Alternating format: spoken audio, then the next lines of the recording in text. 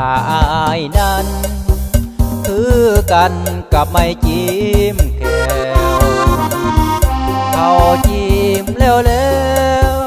โยนทิ่มแบบบ่หัวซายามสิ้นค่าแก้ว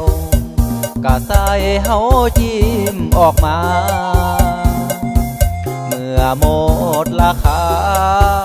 ทำท่าขยะขยแยคือเข้ากันแก่แป้งคำมาเว้ามาโอยปากหวานจ้อยจอยบอกเฮาทั้งฮักทั้งแพงบ่มีทิศทางบ่มีเงื่อนงำแอบแฝงคอยคำทะแลงบ่เห็นสิมีวีแววคือมาจิ้มแถวเข้าทิมอยู่ข้างถนนถึงอายแม่นคนกะบ่ต่างกับไม้จิ้มแถวบ่กัดขาเขากะบ่เห็นคุณแมวสินบ่ขาแก้วเขากะบ่หาไม้จิ้มคนรวยเข้าทิมจังหายคืนมาหายยามพ่อผู้ไม่กะไป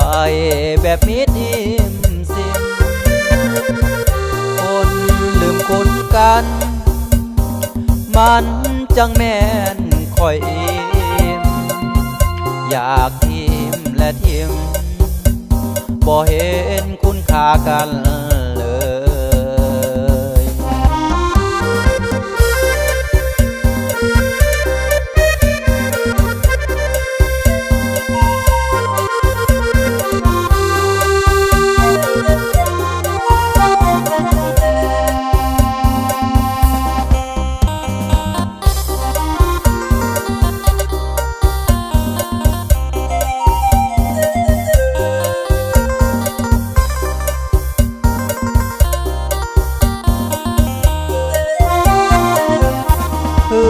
ไม่ยิ้มแข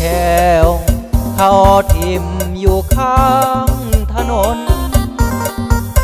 ถึงอายเป็นคน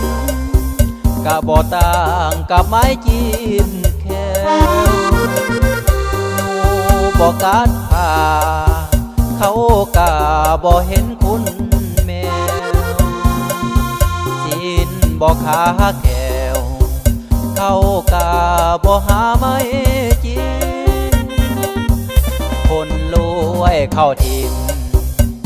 จังหายคืนมาหายยามพ่อผู้ไม่กะไป